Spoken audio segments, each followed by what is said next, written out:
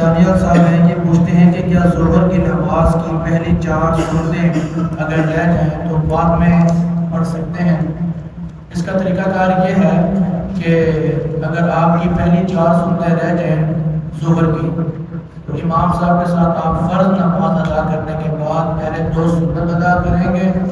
پھر 2 سنت پڑھنے کے بعد پھر آپ یہ 4 سنتیں جو ہے شروع کی یہ ادا کریں گے تو آپ کی سنتیں جو ہے